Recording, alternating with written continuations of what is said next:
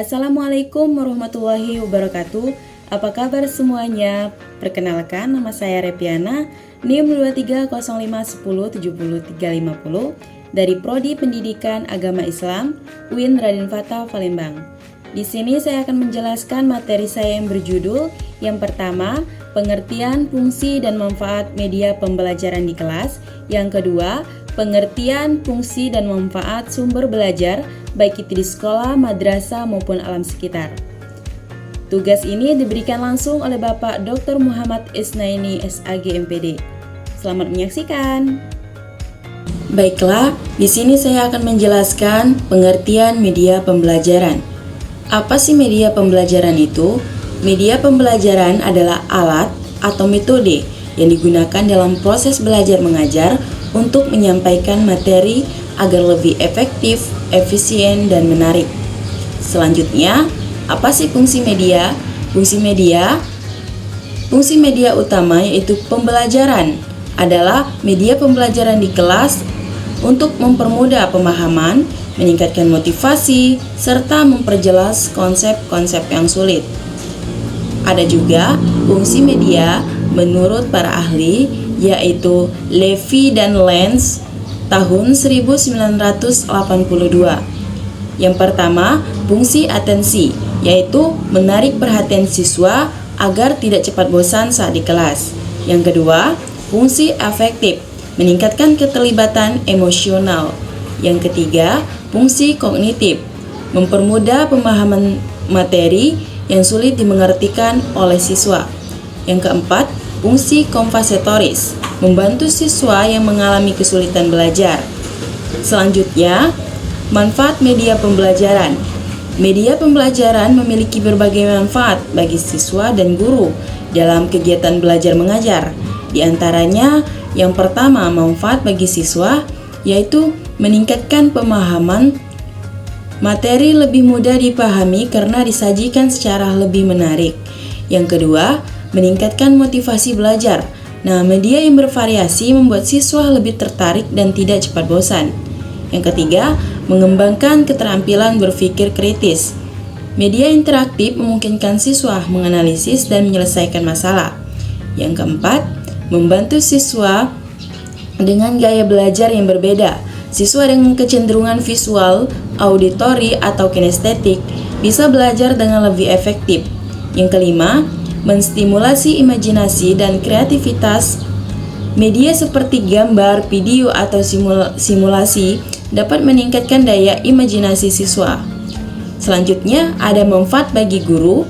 Yang pertama, memudahkan penyampaian materi.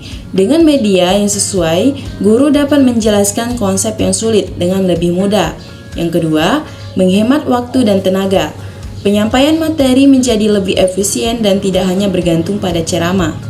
Yang ketiga, menjaga perhatian siswa. Siswa lebih fokus dan terlibat dalam pembelajaran yang lebih menarik. Yang keempat, menjadikan pembelajaran lebih interaktif. Guru dapat melibatkan siswa dalam diskusi, demonstrasi, atau praktik secara langsung. Yang kelima, membantu evaluasi pembelajaran. Media digital dapat digunakan untuk memberikan kuis atau latihan interaktif. Nah, di sini juga saya memasukkan contoh penggunaan media pembelajaran saat di kelas. Nah, misalnya di mata pelajaran sains, guru menggunakan video animasi untuk menjelaskan konsep seperti konsep tata surya. Selanjutnya, misalnya di pembelajaran matematika, guru itu menggunakan simulasi interaktif untuk memvisualisasikan operasi pecahan, bilangan. Selanjutnya, untuk mata pelajaran sejarah misalnya, guru itu menampilkan film dokumenter tentang peristiwa sejarah yang penting begitu. Nah, selanjutnya untuk mata pelajaran bahasa Inggris, guru itu menggunakan lagu atau aplikasi interaktif untuk melatih pengucapan dan kosakata pada siswa. Nah, jadi kesimpulannya ialah media pembelajaran adalah komponen penting dalam proses pendidikan yang membantu meningkatkan efektivitas pembelajaran. Dengan penggunaan media yang tepat, siswa dapat lebih memahami materi, lebih termotivasi, dan lebih aktif dalam proses belajar. Nah, guru juga dapat mengajar dengan lebih efisien dan kreatif. Oleh karena itu, pemilihan dan penerapan media pembelajaran itu harus dirancang secara sistematis dan sesuai dengan kebutuhan siswa agar hasil belajar siswa itu lebih optimal. Baiklah, selanjutnya saya akan membahas materi tentang pengertian, fungsi, dan manfaat sumber belajar di sekolah, madrasah, dan alam sekitar. Apa sih itu sumber belajar? Sumber belajar adalah segala sesuatu yang dapat dimanfaatkan untuk mendukung proses pembelajaran. Sumber belajar dapat berupa bahan, alat, lingkungan, atau manusia yang memberikan informasi dan pengalaman secara langsung. Selanjutnya itu fungsi sumber belajar. Yang pertama, meningkatkan pemahaman dan daya ingat melalui pengalaman yang nyata. Yang kedua, memberikan pembelajaran agar lebih menarik dengan metode yang interaktif. Yang ketiga, mengembangkan kreativitas dan kemandirian dalam mencari informasi. Yang keempat, meningkatkan efisiensi pembelajaran melalui contoh konkret dan lain sebagainya. Selanjutnya, jenis dan manfaat media pembelajaran. Sumber belajar dapat dikategorikan menjadi beberapa jenis berdasarkan lingkungan, tempat penggunaannya, seperti sekolah, madrasah, dan alam sekitar. Di sini saya akan membahas sumber belajar di sekolah. Sumber belajar di sekolah itu yang pastinya tersedia dan biasanya lebih terstruktur untuk mendukung kurikulum pendidikan. Di antaranya ialah yang pertama, buku pelajaran, sumber utama dari penyampaian materi pendidikan. Yang kedua, guru. Guru ini sebagai pemandu utama dalam proses pembelajaran. Yang ketiga, laboratorium, digunakan untuk eksperimen dan praktik dalam bidang sains.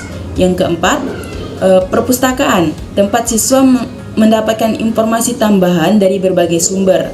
Yang kelima, teknologi pendidikan, komputer, internet, atau multimedia, membantu akses ke informasi digital dan interaktif. Apa sih manfaatnya? Membantu siswa memahami materi lebih jelas dan mendalam, memberikan akses ke berbagai sumber ilmu pengetahuan, meningkatkan keterampilan analisis dan penelitian siswa. Nah, selanjutnya itu sumber belajar di madrasah. Nah, sumber belajar di madrasah ini mencakup berbagai sumber ilmu pendidikan umum. Yang pertama itu Al-Quran dan Hadis sebagai pedoman utama dalam pembelajaran agama. Yang kedua, kitab-kitab Islam menambahkan wawasan dan keislaman siswa. Yang ketiga, ulama dan kiai sebagai sumber ilmu agama yang dapat memberikan bimbingan secara langsung. Yang keempat, masjid dan lingkungan keagamaan sebagai tempat praktik ibadah dan tempat belajar nilai-nilai keislamannya. Apa sih manfaatnya? Menanamkan nilai-nilai keislaman sejak dini, membantu siswa memahami ajaran Islam dengan lebih baik.